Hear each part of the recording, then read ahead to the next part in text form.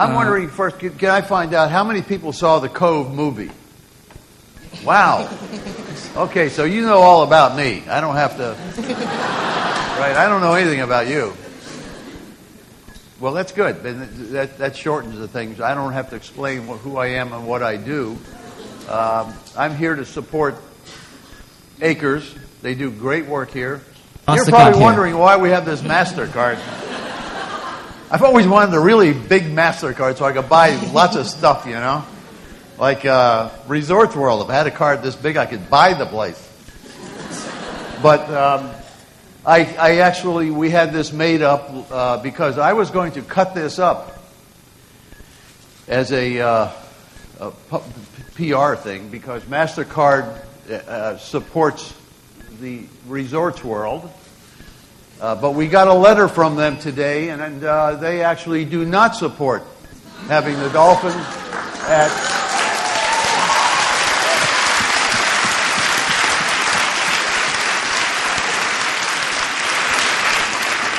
So thank you, MasterCard. And by the way, I was there today. We had lunch and walking around, and it's quite wonderful, I must say. It is a first-class resort, something that Singapore can be proud of, and there are no wild animals there. There's a lot to do there. It's interesting.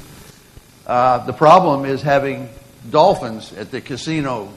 That's the problem. It's not Resorts World. So. Thanks for coming to Singapore. My question, so a lot of developing countries rely on the selling and trading of endangered species.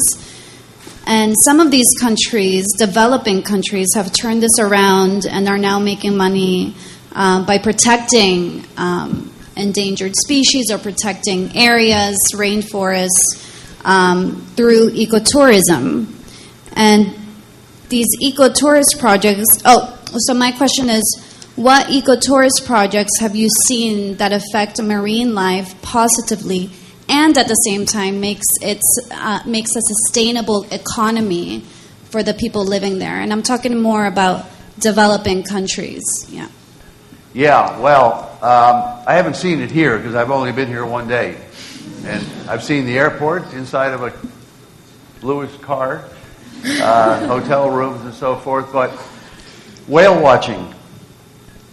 More money has been made whale watching in the short time it's been going on than all of the years through history killing whales. That is an incredible statistic. More money has been made, is being made whale watching. That's something that can happen. So yeah, there are alternatives and people are doing that, but I'm not an expert on all of those details, and maybe Lewis could answer that. You know much about different... I wouldn't be an expert on ecotourism as well, but there are Indo-Pacific humpback dolphins in the Singapore waters off St. John's Islands. People have spotted them there quite regularly. So there is one alternative of doing a responsible dolphin watching tour here in Singapore. My question is there anything more that students like myself or school communities can do to help this cause apart from signing the petition? That's you. What can they do? It's all you today. This is what we're here. This is exactly why we're here tonight. We're trying to find out who will get involved in this campaign and, how to direct that energy. And we're still trying to figure it out. And Lewis is the leader of that. I think, as I mentioned, when we launched this campaign in May this year, we promised the media and members of the public that we will continue this until they release the dolphins. And that's one thing that I've guaranteed everybody at the concert as well. And that's the only guarantee I have now. We will not give up. Every month we've got the publicity, we've got new events lined up. We'll continue to make sure that our voices are heard. I think some of you might have read the Straits Times of Today newspaper today. Rick and I were at the Resorts World yesterday to personally hand over a letter to the Resorts World CEO. He unfortunately declined to meet up with us. I think Rick sent the letter to him in May. It's a couple of months back. And every time the media asked him, are you going to reply to Rick's letter?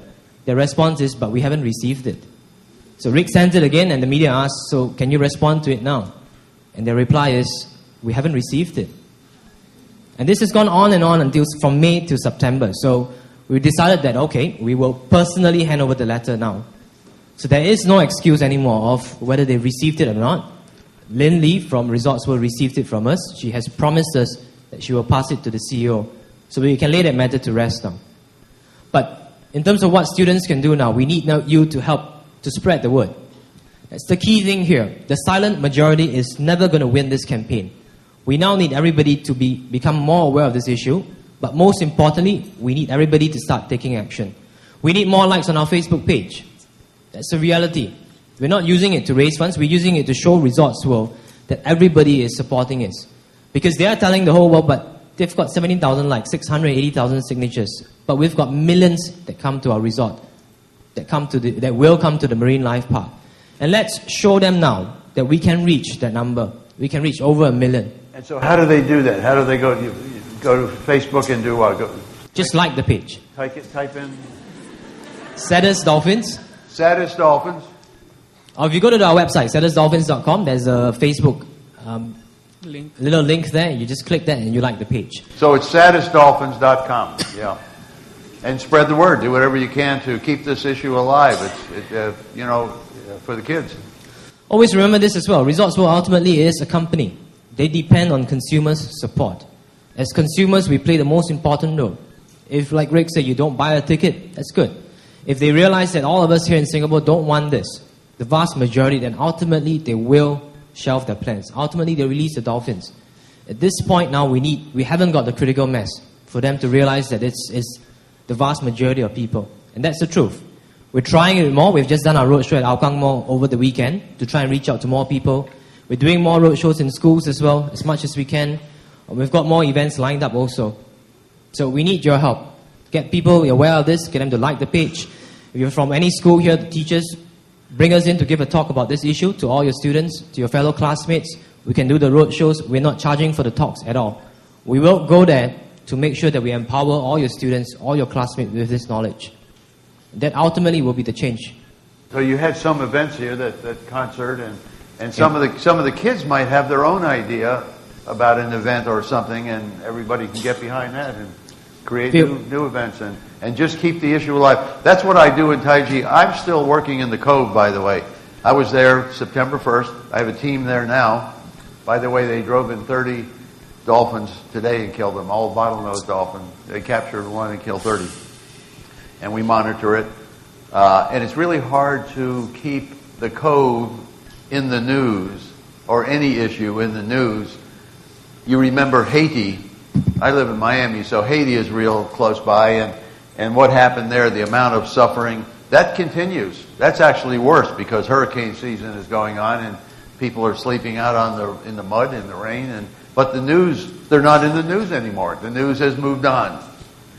And so keeping an issue alive in the news, we've been very lucky at the Cove because we keep showing up and I'm always there.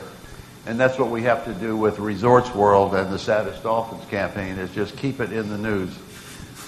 I think also if you realize this is a music campaign, we realized that we needed music as a universal tool to reach out to the public. So if you go to our website, you can see all the different bands that have sung the song for us. There's different versions, but Jack and Ray, for example, have sang one version. If you go to beer markets, they do sing it there as well. And we need this. So everywhere you go in Singapore, you will see Please Let the Dolphins Go. You're drinking in the pub, you're getting drunk, you're still listening to Let the Dolphins Go. And that's what we need to do.